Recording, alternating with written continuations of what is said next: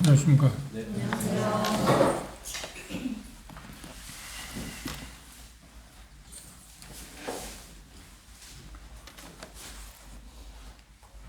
고린도후서 8장입니다.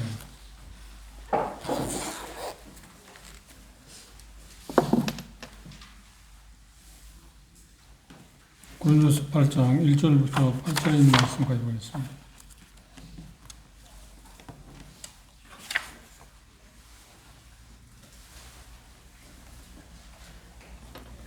고린도후서 8장 1절 제가 먼저 읽겠습니다. 한 절씩 교독하겠습니다.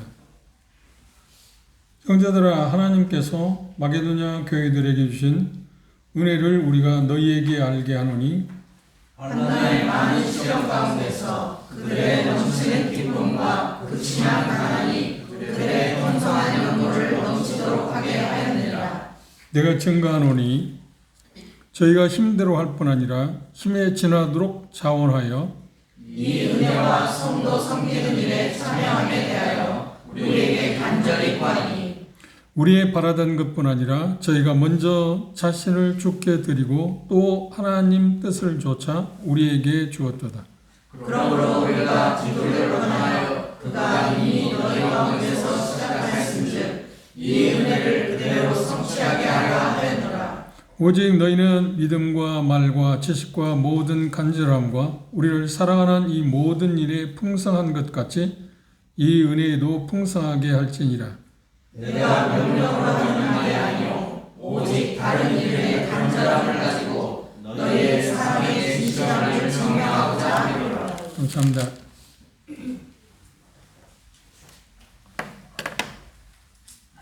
통계는 잡히지 않았습니다. 통계는 잡히지 않았지만 이 지구촌에서 가장 많은 신자를 확보하고 있는 신이 하나 있는데 그 신이 뭘까요? 돈신입니다. 돈신, 만몬이라고 하는 돈신. 또 하나, 우리가 그리스도이지만 그리스도이냐 아니냐를 떠나서 세상에서 다루기 어려운 것들이 많은데 가장 다루기 힘든 게 있다면 바로 물질입니다. 물질은 정말 다루기가 힘듭니다. 오직하면 세상에 물질이 신돼서 수많은 사람들이, 대다수의 사람들이 이 돈을 쫓아가고 그걸 섬기는 그 기현상은 참 이해하기 어렵지만 그건 현실입니다. 오늘 이 읽은 그 본문에서 연보의 어떤 성경적인 모델에 대해서 생각해 보겠습니다.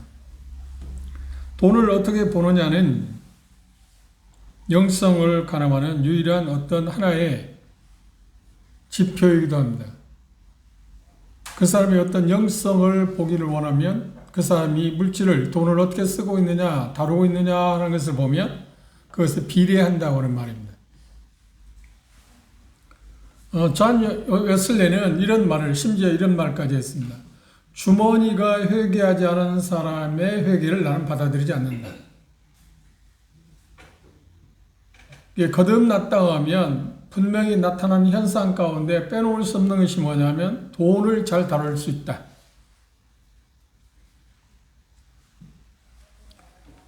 돈은 도덕적으로 악도 선도 아닙니다. 그걸 중립적이라고 말합니다. 그러나 우리들이 그 돈을, 그걸 가지고 무엇을 하느냐에 따라서 그것이 영적으로 어떤 도덕성의 어떤 그 좌표라고 표현할까요? 투영된다고 말할 수 있습니다. 그게 악한 것으로도 드러나기도 하고 선한 것으로 드러나기도 합니다.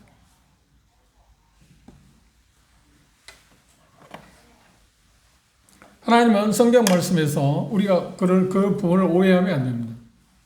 하나님은 돈을 소유하지 말라고 말하는가요? 재물을 갖고 있으면 안 된다고 말하는가요? 그렇지 않습니다. 심지어 신명기 8장 18절을 보면 하나님께서 우리에게 물질을 얻을 수 있는 능력을 주셨다고 말합니다. 그리고 우리의 필요한 것들을 그분은 공급하신다고 우리에게 약속하기도 했습니다. 그래서 우리에게 그 돈을 소유하지 말라고 한 것은 아닙니다. 그러나 디모데전서 6장 17절이나 10절에 보면 돈을 사랑하지는 말라고 말합니다. 돈을 소유하지 말라고 말하진 않지만, 갖고 있을 수는 있지만, 소유할 수 있지만, 그러나 그걸 사랑해서는 안 된다고 말합니다. 한번 보실까요? 디모데전서를 보십시오.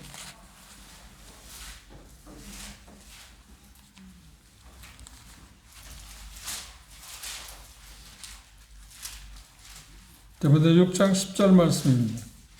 돈을 사랑함이 일만하게 뿌리가 되나니 이것을 사모하는 자들이 미혹을 받아 믿음에서 따라 많은 근심으로써 자기를 찔렀도다. 그랬어요. 돈을 사랑하지 않아.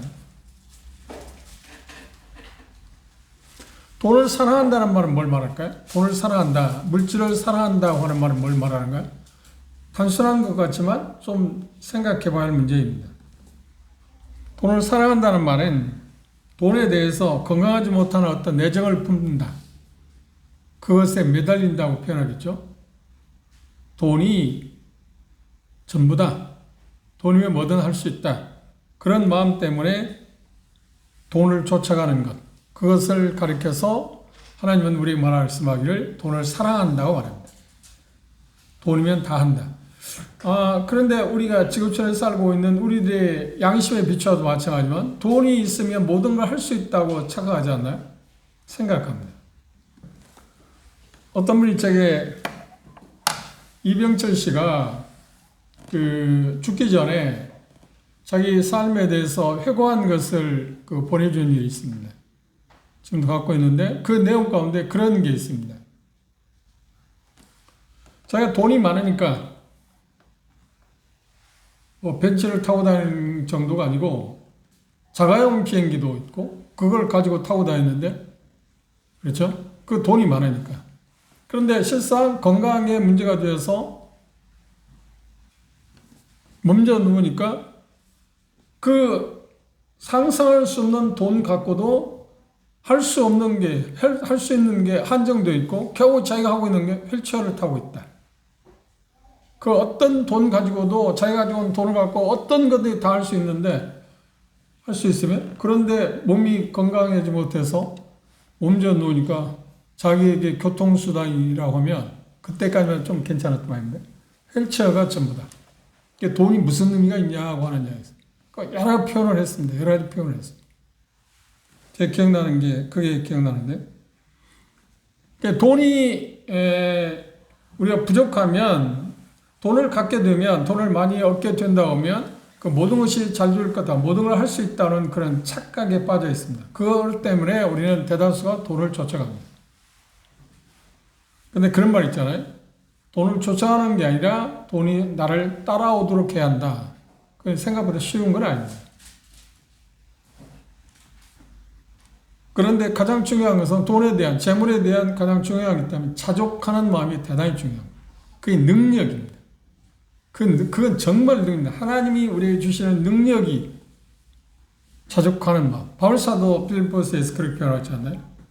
부한데 또 가난데 처할 줄 아는데 모든 일에 대해서 나 자족하는 비결을 배웠다. 그리고 내 능력 주시는 자에서 모든 걸 할 수 있다. 그 본문의 문맥을 보시면 모든 걸 할 수 있다고 하는 말이 어떤 의미냐면, 우리가 생각할 때 뭐 이것도 할 수 있다, 저것도 믿음, 그런 표현이 아니고 자족할 수 있는 능력, 어떤 상황에서 그걸 감당하고 올 수 있는 그런 능력에 대해서 모든 걸 할 수 있다고 이야기했습니다. 그리고 모든 것 가운데 한정되어 있습니다. 문맥을 무시하면 우리는 대단히 큰 실수를 범합니다. 하나님이 말씀하는 의도는 전혀 그런 의미가 아닌데,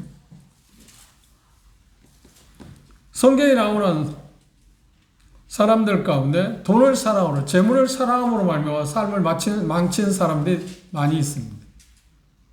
손꼽아 보면 그 구약의 아가이라는 사람이 물질을 사랑함으로 말미암아서 자기 자신, 자기 가족, 심지어 나라에까지 피해를 입힌 경우가 있습니다.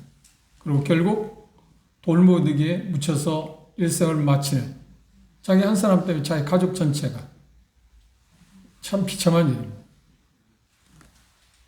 발람이라는 사람은 민수기 23장에 보면 돈을 사랑하는, 가짜 선자였지만 돈을 사랑함으로 말하면 이스라엘 백성들을 하나님이 저주하지 아니한 이스라엘 백성을 복축복한 그들을 저주하기 위해서 나섰다가 오히려 자기 삶에 비참하게 결과는 민수기 31.8절에 죽음을 당하고 말았습니다.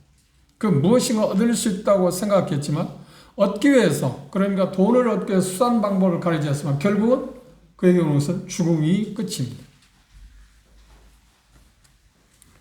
삼손을 꼬였던 들리라는 그 여인도 기생도 돈 때문에 삼손을 팔아넘겼고 그래 최후에 삼손에 의해서 죽음을 당하는 그리고 신약에 와서 우리가 빼놓을 수 없는 사람이 있는데 가룟 유다입니다. 가룟 유다는 돈을 사랑함으로 말미암아 자기 스승을 팔아넘겼습니다. 세상에 해서는 아이들 가장 극악한 일을 저질렀습니다.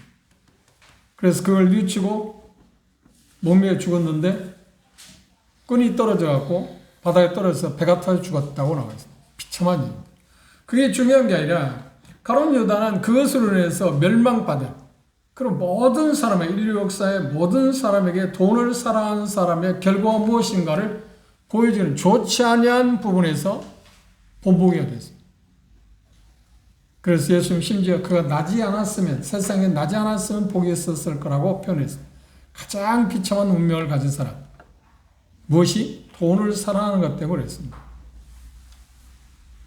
그래서 디모데전서 6장에 보면 돈을 사랑하는 것이 일말하게 뿌리가 된다고 그랬는데 중요한 것은 뭐냐면 돈을 사랑하게 되면 결국은 뭐라고요? 근심 가운데 사로잡힐 수 있다. 근심 가운데. 그러니까 우리가 물질을 제대로 잘 사용하고 있느냐 사용하고 있지 않느냐를 잴 수 있는 시금석이 있다면 어떤 거냐면 돈이 내게서 근심거리가 되느냐 근심거리가 되지 않느냐는 겁니다. 물질에 대해 근심거리가 되고 있다면 나는 지금 어떤 돈에 대해서 잘못된 생각을 갖고 있습니다.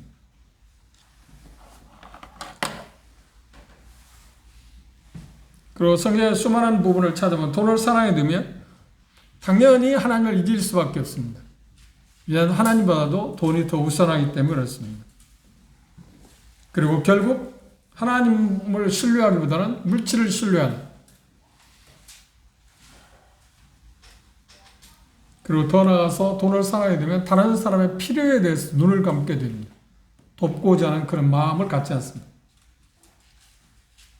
그리고 결국 돈을 사랑하게 되면 불법적인 일을 할 수밖에 없지 않나요? 도둑질 한다거나 사취한다거나 그리고 심지어 뭐 오락이라고 표현하기는 하지만 그건 오락이 아니죠. 노름하는 거 있잖아요. 도박. 무서운 일입니다. 도박에 중독되면 폐가 망신한다고 하잖아요. 제가 알고 있는 그 형제님 한 분 계시는데 영광에 계시는데 그 형제님 이름이 뭐 이야기해도 이원함 형제님인데 그분이 그 대단히 그 돈을 그 사랑하고 돈을 모을 수 있는 방법이 뭐냐면 노름이라고 생각했어요. 근데 얼만큼 거기에 그 중독되냐면 그 자기 양심에서 뭐 해서 딸 수 있는 방법이 없지 않나요? 노름에서 돈 번 사람 봤나요? 아니요. 아무도 노름에서 돈을 벌 수가 없습니다. 근데 그런 것 때문에 갈등이 있어하고 심지어 팔을 자르고자 하는 그런 충동까지 느꼈답니다. 그래야만 될 것 같다. 그런데 그 와중에 예수를 믿게 됐습니다. 예수 믿고 나서 깨끗이 그 노름의 습관을 버릴 수 있었습니다. 건전하게 삶을 살아가고 있습니다. 복음의 능력은 참 놀랍습니다. 도박은 어리석게도 공급을 하나님이 공급하신다는 게 아니고 우연에 맡깁니다. 그렇죠? 그게 도박 아닌가요? 근데 요즘 많은 사람들이 인터넷 뭐 도박 그래고 방송에 가끔 나오더라고요. 특히 젊은이들이 그 도박에 미쳤답니다. 왜 그럴까요? 일확천금. 세상이 자기가 노력한 만큼 뭔가 해도 어떤 것을 누릴 수 없다고 생각하는 생각 때문에 사회 구조가 그렇지 않나요? 그러다 보니까 이 도박을 통해서 일확천금을 얻어야겠다. 그래서 삶을 망치는 수많은 젊은이들이 있다고 하는 말을 여러분이 방송을 통해서 들었을 겁니다. 그리고 돈은 아무리 많아도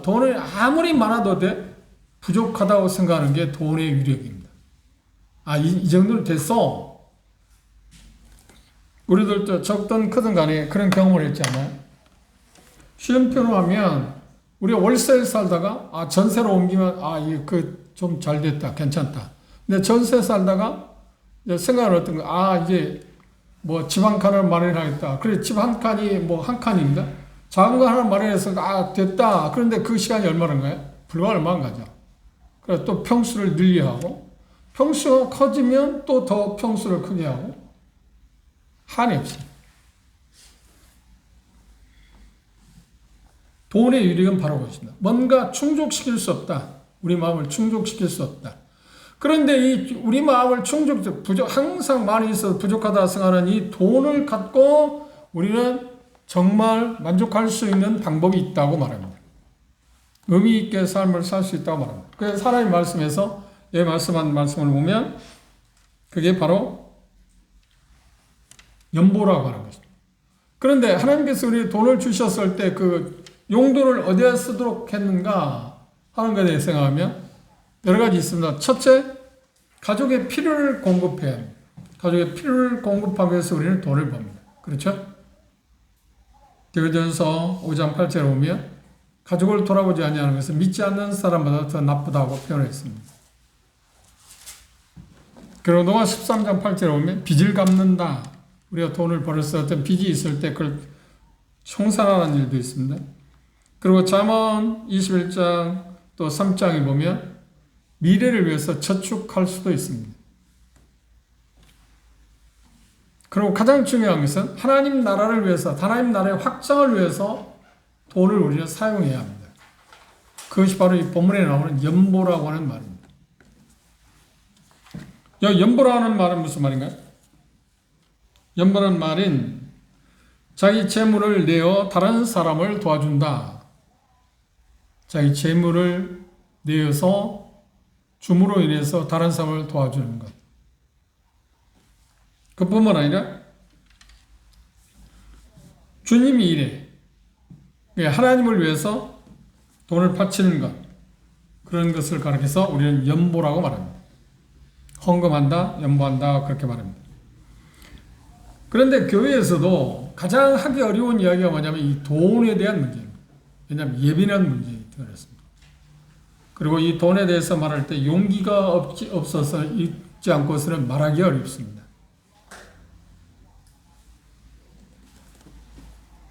참 이상한 일입니다.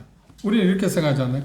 하나님은 모든 걸 갖고 계시는데 왜 그리스도인들이 연보를 해야 하는가 하는 문제입니다. 그런데 언뜻 생각하면 그게 이해가 잘 안 되지만 하나님께서 우리로 하여금 연보를 하는 것은 일종의 특권, 무엇인가 누릴 수 있는 최고의 어떤 가치를 누릴 수 있도록 하기 위한 하나의 방법이 뭐냐면 이 연보입니다. 그걸 우리가 잘못 생각하게 되면 하나님과 어떤 갈등을 빚을 수도 있습니다. 그래서 연보는 더없이 값진 특권이라고 하는 사실, 우리가 그런 부분에 대해서 앞으로 볼 것입니다만, 오늘 이 부분에 대해서 본문은 짧지만 내용은 길기 때문에 다음 시간까지 이어서 생각할 수밖에 없는 주제이기도 합니다. 연보는 하나님이 약속하신 복을, 그렇죠? 우리에게 주신 것, 그걸 가지고 다른 사람을 위해서 사용하는 특권입니다. 특별한 특권. 그것이 연보입니다. 그러니까 하나님 주신 것들을 다른 사람들에게 전달하는 역할을 하는 것이 하나님께서 우리에게 주신 돈의 목적이기도 합니다. 그걸 갖고만 있으면 그 사람들 우리는 뭐 자린고비 아니면 수전노라고 표현을 하지 않나요? 그런 옳은 태도가 아니고 그걸 전달하는, 나누어주는. 어떻게 하면 나눌 수 있을까? 이 본문에서 그걸 이야기하고 있습니다. 초기 그리스도인들의 연보는 우리가 사도행전에 보면 예루살렘 교회라고 이야기했죠. 초기 그리스도인들 모임이 예루살렘 교회 시작했으니까 그들은 교회의 인도자들의 부양을 위해서 연보했습니다. 고린도서 9장을 볼까요? 고린도 우리가 이미 공부했습니다만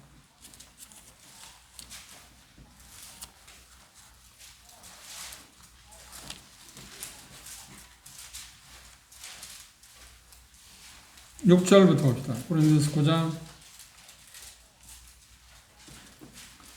어찌 나와 바나바만 일하지 아니할 권이 없겠느냐? 누가 자비하고 병정을 다니겠느냐? 누가 포도를 심고 그 실과를 먹지 않겠느냐? 누가 양떼를 그리고 그 양떼의 젖을 먹지 않겠느냐? 내가 사람의 예대로 이것을 말하느냐? 율법도 이걸 말하지 아니하느냐? 모세 율법에 곡식을 밟아 떠는 소에게 망을 씌우지 말라 기록하였으니 하나님께서 어찌 소들을 위하여 염려하시느냐? 전혀 우리를 위하여 말씀하심이 아니냐. 과연 우리를 위하여 기록된 것이니 밭 가는 자는 소망을 가지고 갈며 곡식 떠는 자는 함께 얻을 소망을 가지고 떠는 것이라. 우리가 너에게 신령한 것을 뿌렸은즉 너희 육신의 것을 거두기로 과하다 하겠느냐. 그러니까 초기 그리스도인들의 연보는 여기 표현하고 있는 것처럼 교회 인도자들 부양하기 위해서 전임 사역자라고 표현합니다. 그들을 부양하기 위해서 연보를 했습니다. 그런가 하면 사도행 2장 내용을 보면 가난한 자들의 필요를 위해서 드렸습니다. 그런데 그 당시 상황이 우리가 사도행전 2장을 공부할 때 여러분 기억할지 모르지만 그 당시 그들이 물물 교환, 그러니까 자기 것을 자기 것이라고 생각하지 않고 각각 가지고 있는 것을 다 내놓았습니다. 그 상황이 어떤 거냐면 그래서 한시역이라고 말하는데 대다수가 그 당시 온 사람들이 16개국에서 왔는데 순례자들이었습니다. 여행객들. 그리고 오순절에 왔다가 그들이 구원받고 나서 자기 고향으로 돌아갈 생활을 하자고 성령님에 의해서 너무 좋으니까 즐거운 시간이니까 떠나갈 생활을 하고 계속 함께 모이는 이렇게 해서 했어요. 그런데 하루에 3,000명이 구원받습니다. 또 5,000명이 구원받습니다. 그들을 어떻게 먹이겠나요? 그래서 예루살렘에 있는 성도들 가운데 자기가 가지고 있는 것을 다 내놓았습니다. 순례자들을 돕기 위해서. 그렇죠? 그리고 당시 그들은 박해로 인해서 대단히 가난했습니다. 박해 때문에. 그러니까 박해로 해서 가난했다는 말은 예수 그리스도를 믿는다고 하는 것 때문에 직업을 잃기도 하고 자기가 가지고 있는 걸 빼앗기기도 하고 그리고 대다수는 가정에서 예수 그리스도를 믿는다. 당시 유대교가 득세하고 있었기 때문에 예수 그리스도를 구주로 영접하게 될 때 유대교에서는 어떻게 하냐면 출교를 시켰습니다. 그럼 어떻게 하냐면 아들들이나 딸들은 어떻게 하냐면 부모로부터 어떤 혜택도 받지 못합니다. 그럼 그들을 어떻게 합니까? 그런 형제 자매들이 수없이 많은데. 그렇죠? 그들을 돕기 위해서 연보를 했습니다. 박해로 인해서. 그리고 사도행 11장에 보면 안디옥 교회가 예루살렘 교회를 위해서 특별한 연보를 했는데 그 이유가 뭐냐고요? 예루살렘에 그 당시 흉년이 왔습니다. 그렇죠? 설상가상. 엎친데 넘어진 데 엎치는 격식으로 어려운 상황인데 또 흉년이 왔으니까 더 힘들잖아요. 그래서 그들을 돕기 위해서 이방에 있는 형제 자매들이 교회들이 예루살렘 교회를 위해서 연보를 했습니다. 여기 지금 고린도후서 8장에 나오는 내용도 그것과 지금 관련되어 있습니다. 이 본문에서 가장 중요하게 하나님 말씀하는 것은 연보는 신실한 그리스도인의 뭐라고요? 최고의 행위일 뿐만 아니라 특권이다. 특권. 그리스도인만 할 수 있는. 첫째, 여러 가지 내용이 나와 있는데 몇 가지만 오늘 생각해요. 첫째, 연보의 동기는 뭐였나요? 그들이 연보하게 된 동기는 무엇이었나요? 여기 말씀을 자세히 보시면 이렇게 나와 있습니다.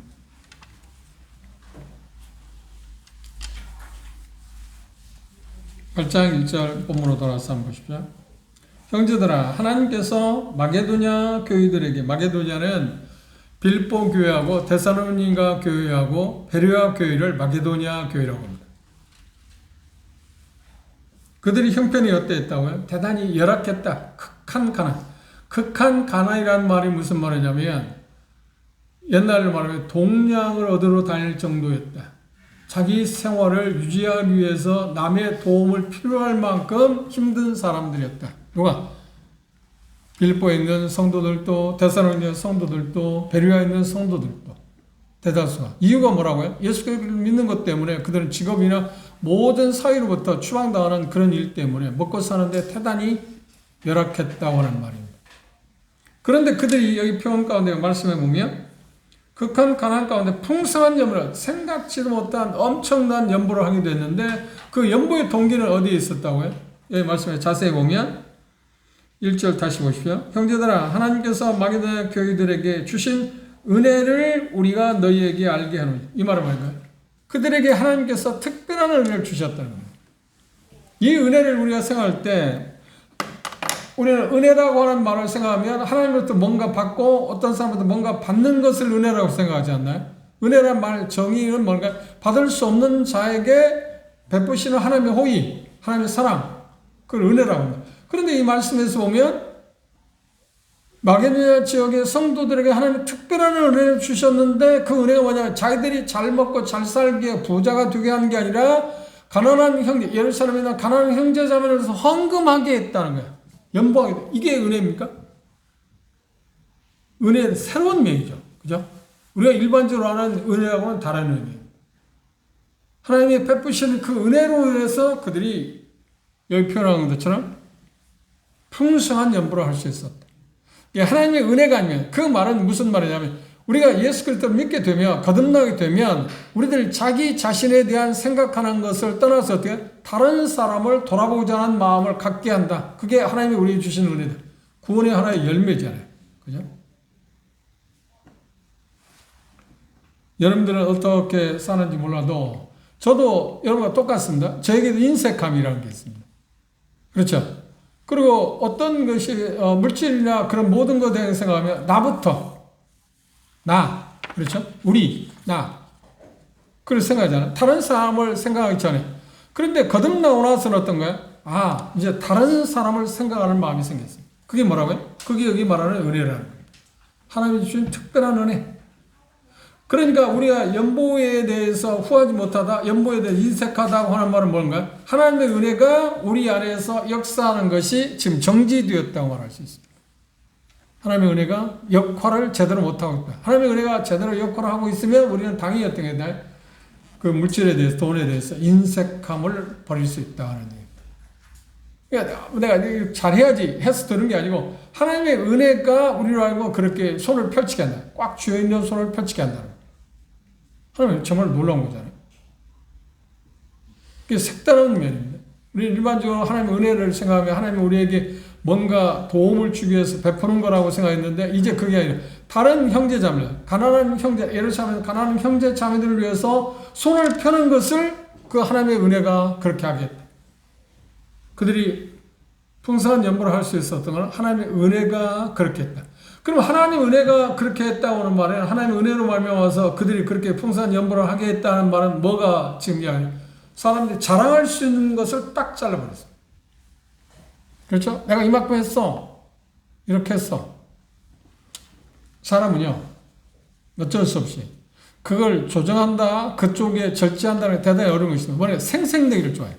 생색낸다고 하는 말이 뭐냐면, 자기가 어떤 어려운 것, 지금 여기서 표현한 대로 돈을 내놓는다, 구제를 한다, 할 때 어떻게 하냐. 그것을 은연중에 다른 사람을 과시하고자 하는 마음이 본성적으로 있습니다.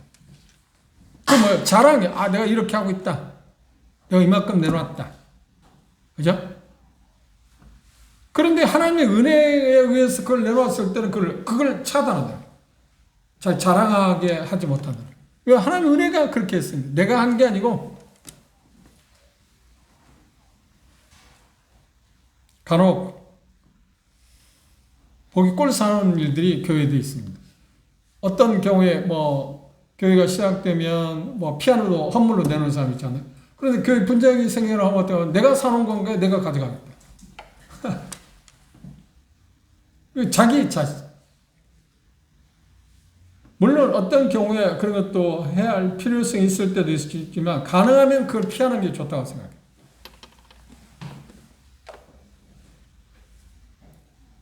그렇게 말할 수 있는지는 모르겠지만 보육원에 지금 아이들 지금은 그런 걸 좀 잘 알아놨습니다.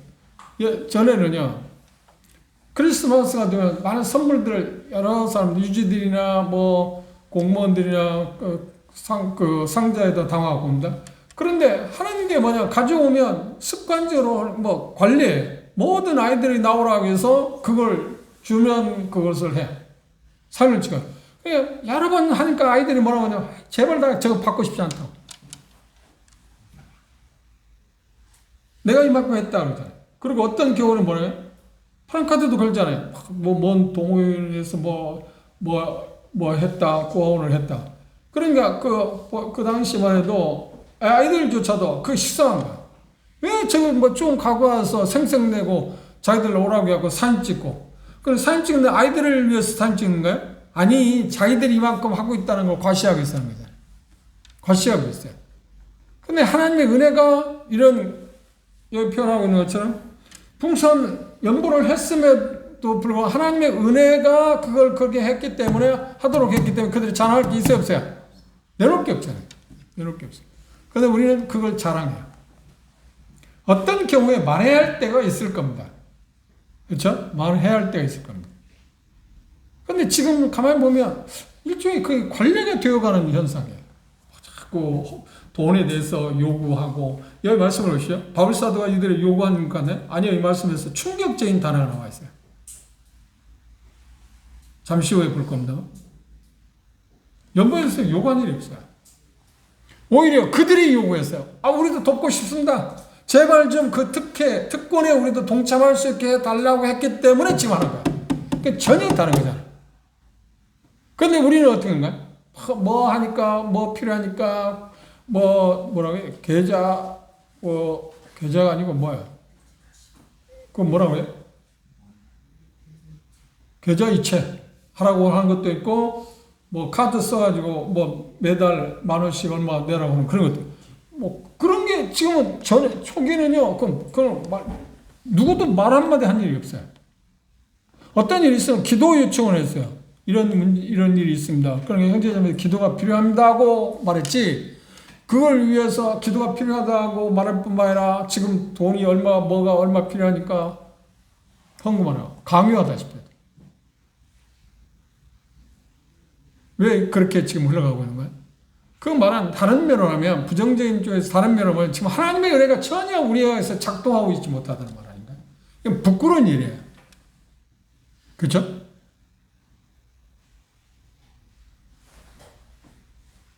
정말 조심해야 돼요. 그런데 지금은 그런 자연스러워 가는 것 같아요. 자연스러워. 아니요. 자연스러운 게 아닙니다. 대단히 하나님 말씀에서 여쭤볼 때 헌금의 원리에서 지금 빗나가고 있다. 그런데 그것에서 잘 이야기하지 않아요. 물론 나는 그렇게 하는 형제들에 대해서 나와 관련돼서 뭐 그런 얘기 할 때 내 정신을 제동 걸기도 했어요. 그건 하나님이 원하는 게 아니다. 하나님 일은 그렇게 하는 게 아니다. 강요하거나 광고해가지고 구자를 알려주고 헌금하라고? 그래야 보통 이러다. 하나님이 그렇게 한 일이 있나? 신학생이 그렇게 한 일이 있나? 예루살렘 교회에서 그 구제할 때 형제 자매들이 어떤 자기 밭을 내놓고, 바나바가 사장에 보면 자기 밭을 내놓았잖아요. 그런데 누가 요구했나? 베드로가, 형제님, 당신이 고향에 논밭대기 있는데 그걸 팔아가지고 가난한 형제 자매들 도와주십시다. 그런 이야기 했나? 아니야, 한 일이 없어. 한 일이야. 누구도 요청 한 일이 없어. 스스로, 여기 표현 가운데 이들도 그래도 자원했다고 말합니다. 헌금은 자원하는 것이지, 누가 요구해서 하는 게 아닙니다. 근데 지금 어떻게 해? 그게 변질돼요. 자꾸 요구해. 그게 당연한 것 같이. 그만큼 우리는 지금 뭔가 빗나가고 있다고 하는 것에서 이 계기에 한번 생각해 봐야 합니다. 자원하지 않는 것도 문제지만, 그렇죠? 자원하지 않는 것도 문제입니다. 그러나 자원을 하라고 강요하는 것도 문제 아닌가? 한편으로 생각하면 자원을 오직 안 하면 강요할까 생각해 보세요. 그래, 자원을 안 해도 강요해서는 안 되지 않나?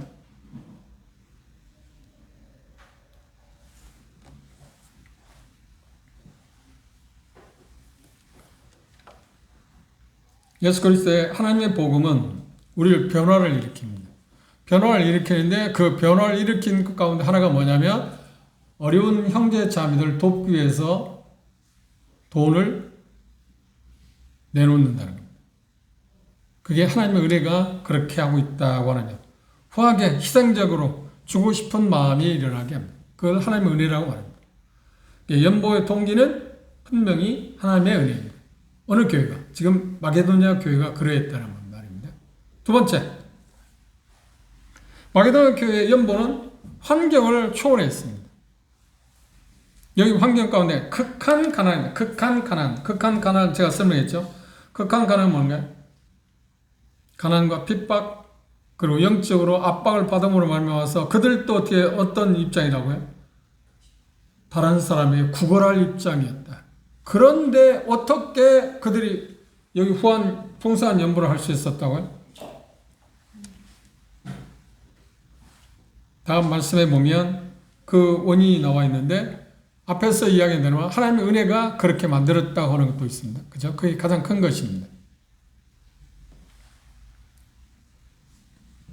그들이 하나님이 주신 은혜로 말미암아서 어려운 환경을 극복했을 뿐만 아니라 자신이 필요받아 자기들 자신이 어렵지만 자신들의 필요받아도 누구의 필요를 알았나요? 지금 얼굴도 보지도 못했어요. 예루살렘 성도들을 지금 보지도 못했어요. 그들을 위해서 어떻게 했다고요? 자신의 어떤 필요받아도 다른 사람들의 예루살렘 교회에 있는 형제 자매의 필요를 먼저 생각했어요. 그래서 자기들이 있는 것들을 내놓을 수 있었습니다. 그걸 희생적이라고 하지 않나요? 가장 취약한 환경도 예수 그리스도를 향한 이들의 헌신을 막을 수가 없었습니다. 이것을 우리는 뭐라고 하냐면 하나님의 은혜라고 합니다. 세 번째, 마게도냐 교회의 연보는 어떻게 했습니까? 2절 아버지를 보면 기쁘게 했다고 2절 보십시오. 혼란의 많은 시련 가운데서 저희 넘치는 기쁨으로 했다. 마지못해서 억지로 의무감, 강요에 의해서 드리지 않고 어떻게 했다요? 아니면 하나님으로부터 뭔가 드렸으니까 받을 것 같다. 그런 것 때문에 아니면 하나님께 드리지 않으면 벌을 받을 것 같다. 아니면 내가 복을 받지 못할 것 같다는 그런 마음에서 드렸는데 아니요. 그게 그냥 기쁘게 드렸다고 말했습니다. 기꺼이 자유롭게 드렸다는 말입니다. 9장 7절을 보십시오. 여기 넘겨서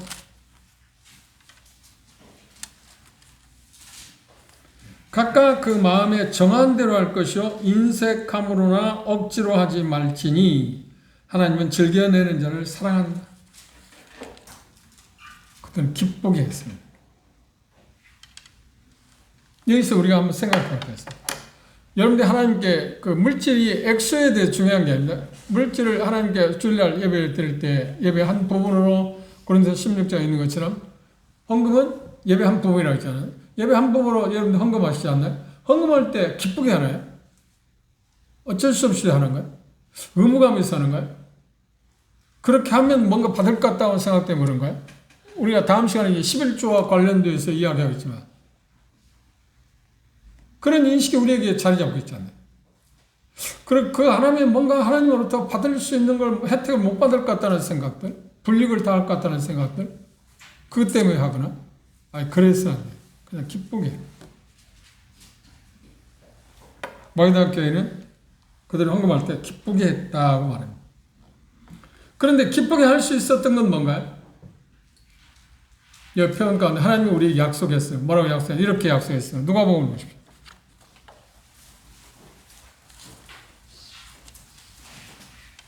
6장입니다.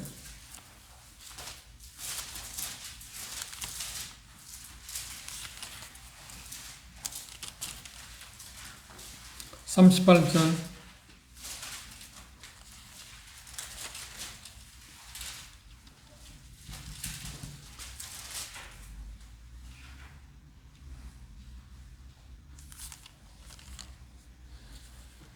한번 같이 읽어볼까요? 누가복음 6장 38절 시작. 주라 그리하면 너희에게 줄 것이니 곧 후이되어 누르고 흔들어 넘치도록 하여 너희에게 하는 것이라. 너희의 헤아리는 그 헤아림으로 너희도 헤아릴 그로 받을 것이다. 이게 하나님의 약속입니다. 그러니까 내가 이만큼 하니까 하나님께 주시겠지 하는 마음 때문에 한 건 아닌데 그런 믿음을 갖고 있다. 내가 이렇게 해도 하나님께서 내 필요를 채우실 거라고 하는 믿음을 갖고 있었다는 겁니다. 그런데 이 부분에서 생각하면 우리가 좀 인색한 마음이 있는 이유는 뭘까요? 그걸 내놓거나 누군가 주게 되면, 헌금을 하게 되면 내가 가지고 있는 재정이 그만큼 충난다고 생각하지 않나요? 그렇죠? 여러분들이 어떤 형제자매의 어려움이나 뭐 어떤 일들에 도움을 주었을 때, 헌금을 뭐 지명 헌금이 됐든 뭔가 도움을 주었을 때 내가 가지고 있는 재물이 나가는 거잖아요. 돈이 나가는 거잖아요. 그만큼 빈 공간이 생겨, 그만큼 비어 있잖아요. 그렇죠? 그런데 이상하게 하나님은 이 약속대로 하나님을 바라보게 되고 하나님 믿음으로 그렇게 했을 경우에 생각지 못한 돈이 들어와요. 생각지 못한 돈이 들어와요. 그 이상해요. 전혀 예상치 못한 데서. 그게 특이한 사람이에요. 그걸 경험하는 사람들이 할 수 있어요. 특이해. 정말 특이해. 전혀 예상치 못합니다. 우리가 잘 아는 우리 19세기 형제들 가운데 가장 교계에 있어도 가장 잘 알려지고 그분의 믿음을 본받고자 하는 분이 계세요. 조지 뮬러. 그럼 2000명의 교회를 그분이 건설할 때 그럼 기도를 했다. 기도만. 그분의 전기를 보면 전혀 예상치 못했는데 돈이 하나님 공급하십니다. 그 차이를 아시죠? 내가 이렇게 하면 하나님이 도우실 거다고 하는 거, 그걸 갖고 하는 거하고, 내가 이렇게 하고 해도 하나님이 안 하신다고 그러니까, 내가 이렇게 하는 거 하나님은 당연히 도와주셔야지 하는 그게 아니고, 하나님께서는 나의 필요를 공급하시는 믿음을 갖고 그 일을 하는 그 차이를 우리가 이해해야 합니다. 그렇죠? 근데 우리는 어떤가요? 마치 하나님을 흥정하잖아요. 내가 이렇게 할 텐가 이렇게 해달라고. 근데 그 영향이 어디에서 왔을까요? 말라기에서 보면 11조에 대해서 얘기할 때, 그래, 네가 10분의 1을 드리면 내 창고를 채워라. 그러면 하나님 뭐라 하냐? 아, 네가 창고를 채우겠다고. 그것에서 우리는 은연 중에 일종의 어떤 것을 갖고 있어요. 그런데 하나님께 하면 하나님 그만큼 채워주시고. 그런데 문제가 뭐냐면 그렇게 하면 하나님 채워주는 경험을 했나요? 아니요. 거의 안 채워줘요. 그게 아니다. 실효성이 아니다. 그게 하나님 쪽에서 내가 말하는 의미는 그게 아니다. 그걸 바라지도 않고 했을 때 하나님은 기적적인 방법을 통해서 공급하시지만 그런 마음을 갖는 그런 일종의 뭔가요? 하나님을 흥정하고 지금 뼈를 쓰는 거 아니에요? 하나님이 그런 분 아니잖아요. 갈라디아서 6장에 보면 하나님 만우 여기지 않는다. 만우 여기서는 안 된다. 그거는 장난칠 분은 아니잖아요. 흥정할 분도 아니고. 그렇죠? 근데 우리 신앙이 간혹 그래. 내가 이렇게 할 테니까 이렇게 해달라고. 그래, 다니엘 세 친구는 뭐냐? 그렇게 아니할지라도 어떻게 했다가 나는 믿음을 지키겠다. 그게 믿음이잖아요. 그죠? 그게 중요한 거야. 그리 아니하실지라도. 풀무불에 우상을 숭배함으로 말미암아서 숭배하지 않으므로 풀무불에 던져진다 할지라도 나는 우상에게 절하지 않겠다. 하나님의 능력도 나를 믿는다. 하나님의 왕의 손에서 나를 건져줄 거다 믿는다. 그럴지라도 하나님이 그렇게 않는다 할지라도 나는 어떻게 하겠다고요? 우상에 절하지 않겠다. 그 믿음을 갖고 갈 때 풀물에 던져졌습니다. 풀물에 던져졌는데 불꽃 하나, 어떤 거 하나도 상하지 않았죠. 단지 그들을 포박했던 줄만 부러졌습니다. 그리고 세 사람이 풀물에 던져졌는데 성육신하신 예수님께서 그곳에 나타났어요. 그들과 함께 사귐 가운데 있었어요. 그거. 뭔가 내가 이렇게 할 테니까 이렇게 해달라고 하는 게 아니고 그들은 그 믿음을 갖고 있었는데 하나님이 공급하신다. 필요를 채워주신다 하는 믿음을 갖고 했다고 합니다. 뒷배가 있었다는 말이죠. 그죠? 그 믿음이 우리에게 대단히 중요한 것입니다. 네 번째, 마게도냐 교회 성도들의 그 연보는 극한 가난이라고 그랬어요. 가난도 제한을 받지 않았다고 그랬어요. 그렇죠? 너희들이 알게는 환난의 많은 시련 가운데서 저희 넘치는 기쁨과 극한 가난이 저희로 하여금 풍성한 연보를 넘치게. 그 가난도 그들이 하나님을 사랑하고 하나님을 사랑하는 아버지 예루살렘 교회 성도들을 사랑하고 그들에게 도와야겠다는 그 마음을 막지는 못했다. 그리스도의 사랑이 그들을 강권했겠죠. 이런 연보 이런 헌금이 이루어지면 얼마나 아름답습니까? 이거 대단히 자연스럽지 않나요? 그리고 바람직하지 않나요? 언뜻 보면 믿지 않는 사람 생에서 보면 이거 기적이잖아요. 어떻게 그게 가능합니까? 그래서 은혜가 아니고서는 절대로 이게 할 수 있는 일이 아니잖아요. 사람 본성은 어때요? 자기 걸 대단히 애착 갖고 있잖아요. 그걸 나눠주고 싶은 마음이 별로 없잖아요. 물론 구원받지 않은 사람들도 뭐 박의 정신을 갖고 있거나 뭐 구제하고자 하는 그런 마음을 갖고 있는 사람도 있지만, 그러나 모든 사람의 본성은 어떤 거예요? 인색하면서 물질을 쥐어잡고자 하는 마음이 있어요. 그건 재밌는 이야기잖아요. 모텔에 태어날 때 우리 어떻게 손을 펴고 나온 사람이 있다고요? 다 쥐고 나온다고 하잖아요. 근데 갈 때는 다 펴고요. 그래 알렉산더 대왕이 29세 요절함이 있어 그랬다고 하잖아요. 내가 죽게 되면 나를 넣을 때 구멍을 뚫어갖고 관 밖에다가 내 손을 양손을 다 보이게 해라. 그리고 왜 그러냐고 또 내가 세상을 그렇게 많이 정벌하고 수많은 재물을 갖고 있지만 내가 아무것도 가지고 가지 않다. 빈손으로 간다는 것을 보여주겠다. 대단한 어떤 철학자이기도 했는지도 모릅니다. 그렇죠? 우리는 주려고 해요. 이게 본성적인 거예요. 이게 편다는 게 아니에요. 근데 무엇이 펴게 한다고요? 하나님의 은혜가. 하나님의 복. 극한 강한도 그들이 볼 수 없었던 이 극한 가난은 생존을 위해서 구걸할 정도였다는 말입니다. 그들도. 마게도냐 교회가 어디라고요? 빌립보, 데살로니가 교회, 그 다음 베레아 교회가 그러했다고 말합니다. 하나님이 모든 것을 필요를 채워주실 것을 믿었습니다. 빌립보서 4장 19절 했지 않나요? 빌립보서 4장 19절 보십시오.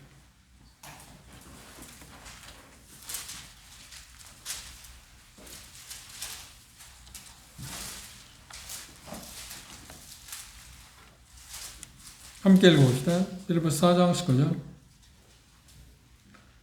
나의 하나님이 그리스도 예수 안에서 영광 가운데 그 풍성한 대로 너희 모든 쓸 것을 빌립보 성도들이 바울 사도에게 특별히 연보를 한 일이 있습니다.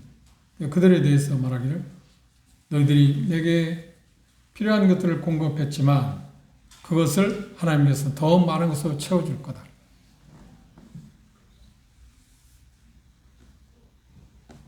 연보는 이 말씀에서 보면 이 마게도냐 성도 자매들의 모습에서 얼마나 많이 가졌냐에 따라 사는 것이 아니잖아요.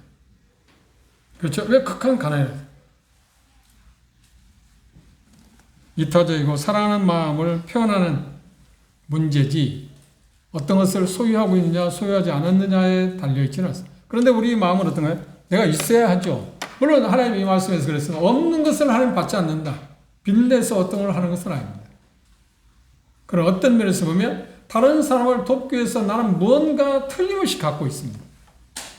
줄 수 없을 만큼 아무것도 갖고 있지 않은 사람은 없지 않나요? 양은 차이가 있겠죠. 어떤 사람 10을 줄 수 있고 어떤 사람 5을 줄 수 있고 그래도 나도 하나는 줄 수 있는 것을 하나님이 내게 주셨다는 겁니다. 그러니까 마게도냐 교회의 특징이 뭐냐면 그들이 극한 가난에 나올 만한 하나를 갖고 있었는데 그걸 내놓을 수 있었다고 하는 이야기가 되겠죠. 그리고 5번째 마게도냐 교회의 연보는 어때요? 후했다 그랬어요. 넘치도록이라고 했어요. 풍성한 연보를 넘치도록 하게 하였다 그랬습니다.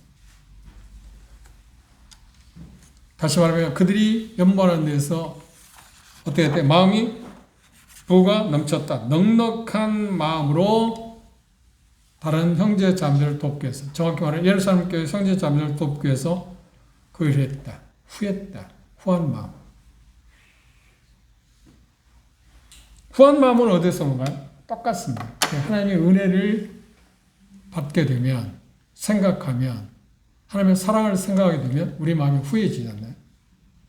나 중심, 내가 필요한 것, 나와 관계된 것을 생각하면 우리는 후한 마음을 이렇게 갖기 어렵습니다. 그런데 주님을 생각하고, 그렇죠? 주님의 은혜를 생각하게 되면 나도 모르게 후한 마음이 생기잖아요. 그런데 이 부분에서 우리가 계속 볼 겁니다. 이 연보에 대해서는 일종의 훈련이에요. 자동적으로 되는 게 아닙니다. 자동적으로 되는 게 아닙니다. 자꾸 손을 펼치기 시작하면 조금씩 더 펼쳐져요. 처음부터 그렇게 할 수 있는 건 아니에요. 그리고 연보는 훈련과 관련됐다 생각할 수 있습니다. 그리고 여섯 번째로 이 말씀을 8장 3절에 보시면 보십시오. 내가 증거하노니 저희가 힘대로 했다. 힘대로. 그리고 힘대로 할 뿐만 아니라 힘에 지나도록 자원하여 했다. 여기 보면 마게도냐 교회는 연보를 어떻게 했다? 그 비례에 대해서 이야기했습니다. 그들의 능력을 따라서 힘대로. 힘에 맞게. 그러니까 힘의 능력이 각각 다르지 않나요? 돈으로 말하면 돈을 수요하고 있는 정도체가 다 다르지 않나요? 그것에 따라서 했다고 하는 얘기입니다. 힘대로. 예수 우리가 주목할 게 아닙니다. 하나님은 연보의 어떤 액수, 비율을 못 박았나요? 얼마큼 해야 한다고? 그런데 그걸 우리는 잘못 오해해서 11조에 대해서 강조합니다. 10분의 1. 우리가 얻은 것의 소득의 10분의 1이 하나님께서 지정한 것처럼 우리 다음 시간에 그걸 구체적으로 볼 것입니다. 그건 하나님의 말씀을 정말 잘못 오해한 데서 오는 것입니다. 구약 성경을 잘못 오해한 데서 오는 것입니다. 신약 성경에서 연보의 액수나 비율을 못 박지 않았습니다. 옆 편 가운데로 보세요. 힘대로 했다.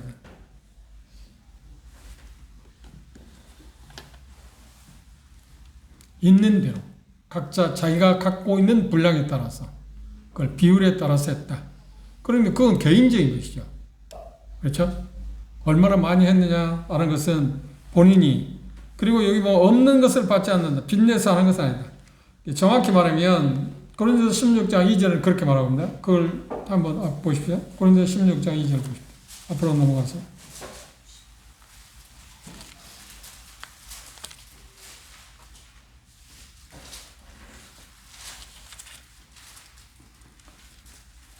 (1절) 2절은 성도를 위하는 연보에 대하여는 내가 갈라디아 교회에게 말한 것 같이 너희도 그렇게 하라. 매 주일 첫날에 너희 각 사람이 일을 얻은 대로 비율 그렇죠? 일을 얻은 대로 비례해서 냈다. 각각 각자의 어떤 수입에 따라서 냈다. 그건 누가 정하는 거예요? 하나님이 정해주었나요? 아니요. 본인이 정하는 것입니다. 내가 100만 원 있으면 5만 원을 낼 수도 있고 50만 원을 낼 수도 있고 아니면 100만 원을 다 낼 수도 있고 각각 수입에 따라서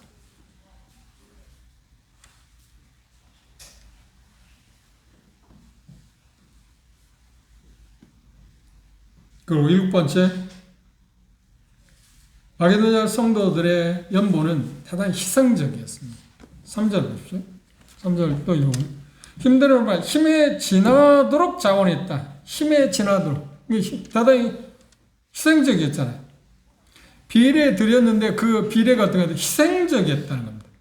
예를 들어서 지금 내가 100만 원 있는데 거기서 10만 원을 냈다고 하는 거고 100만 원의 수입을 넣었는데 거기서 50만 원을 드렸다고 하고 100만 원 있는데 거기서 80만 원을 드렸다. 누가 더 희생적인가요?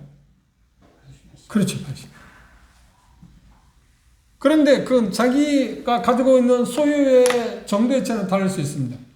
예를 들어서 어떤 사람이 1억을 갖고 있는데 1억의 자산을 갖고 있는데 100만 원 가운데 80을 낸 거하고 자는 1000만 원밖에 없는데 지금 자산이 수억들이죠. 있긴 하지만 편의상 그러겠네. 1000만 원의 자산을 갖고 있는데 100만 원이 있습니다. 100만 원 있는 데서 20만 원을 드렸다. 그 누가 더 희생적인가요? 액수는 훨씬 80만 원이 많죠. 그런데 자기가 갖고 쓸 수 있는 돈은 누가 지금 더 훨씬 많은가요? 그리고 50만 원 낸 사람, 20만 원 낸 사람이 훨씬 더 희생적인 것입니다. 예를 들어 한 과부가 예수님이 돈교에 앉았는데 그래서 2렙돈을 넣었다. 그리고 예수님이 뭐라고 말하더니 거기에 수많은 부자들이 2렙돈마다 엄청나게 더 많이 냈겠죠. 그런데 뭐라고 그래? 이 여자가 다른 사람보다 더 많이 넣었다. 그 희생이 비례에 비하면. 그들은 넉넉한 데서 많이 냈을지 모르다 이 사람은 자기 생활비 전부를 내놓았잖아요. 엽전 2개. 근데 그게 무슨 의미가 있나요? 근데 예수님 보기에는 그게 그 사람에게서 전부를 내는 거예요. 그러면 그 과부가 전부를 내놨을 두 렙도를 냈을 때 어떤 마음에서 하나님이 공급하신다. 나를 채워주실 거다. 하나님 무선하는. 그걸 우리가 희생이라고 말해요. 그런데 마게도냐 성도들의 연보는 대단히 비례를 저기였기는 했지만 따라서 뭐라 때 희생적으로 드렸다. 희생적으로.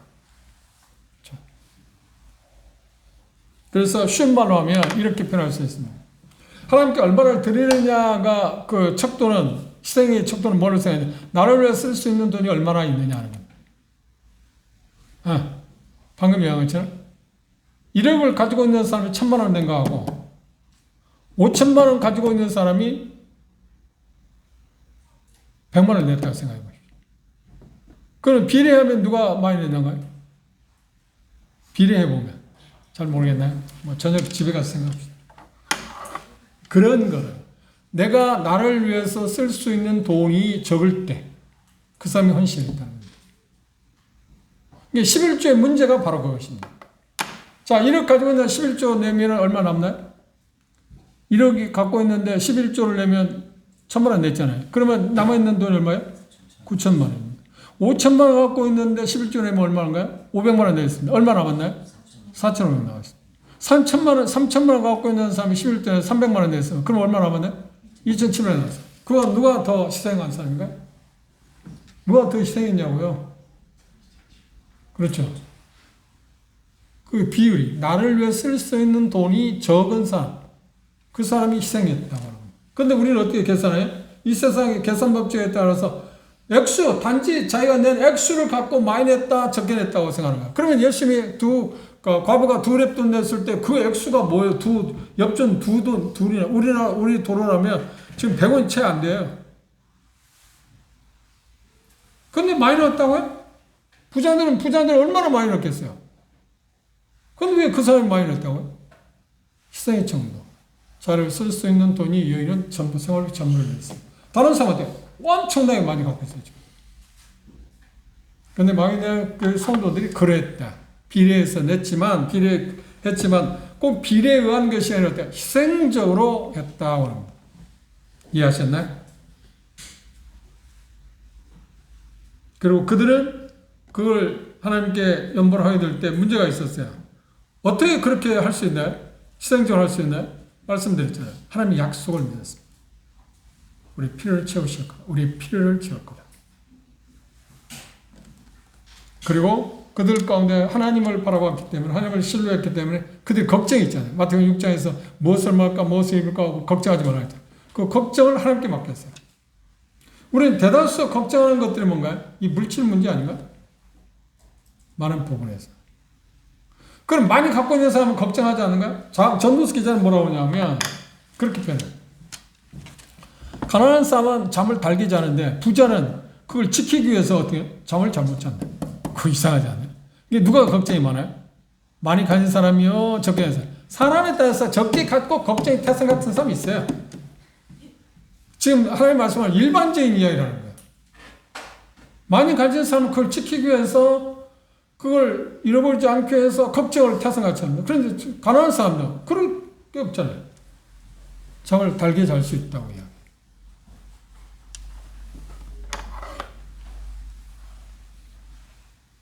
그걸 3절에 보면 자원했다. 그래서 마게도냐 교회는 연보는 자발적이었다. 자원. 그 부분에서 우리는 다음 시간에 11조와 관계해서 생각해 보도록 하겠습니다. 그럼 결론적으로 마게도냐 교회 성도들 이렇게 예루살렘 교회 어려운 형제 자매를 돕기 위해서 극한 가난 가운데서도 자기의 생존을 위해서 정말 어찌할 줄 모르는 그런 상황 가운데서 그렇게 후한 연보를 할 수 있었던 게 뭐라고요? 하나님의 은혜가 그렇게 했다. 두 번째는 다음 시간에 볼 때 자기 자신을 죽게 드렸다. 그게 답입니다. 그리고 우리가 이제 배워야 할 건 뭔가요? 우리들이 그 비율에 따라서 우리가 얻은 수입에 따라서 하나님께 드려야겠지만 그런데 그 가운데 뭐가 거기 포함되어 있다고요? 희생적으로 드려야 합니다. 주님이 원하십니다. 그리고 연보는 누구에게 주는 특권인가? 그리스도 구원받은 형제 자매들에게 주는 특별한 특권입니다. 왜 그들이 요청했을까요? 그 그 특권에 나도 참여하고 싶어서. 바울사도가 요구한 게 아니야. 여러분들 헌금을 하십시오. 예루살렘 교회 성도들에게 어려우니까 도와주십시오. 도와야 합니다 하고 했 게 아니라 그 소식을 듣자마자 어떻게 했냐면 고린도 교회가 그걸 하는 것을 보고 그들이 충격을 받았습니다. 그래서 말합니다. 우리도 그걸 동참하게 해주십시오. 세번역 성경에 보면 그렇게 표현했어요. 그 특권에 우리도 동참하고 싶습니다.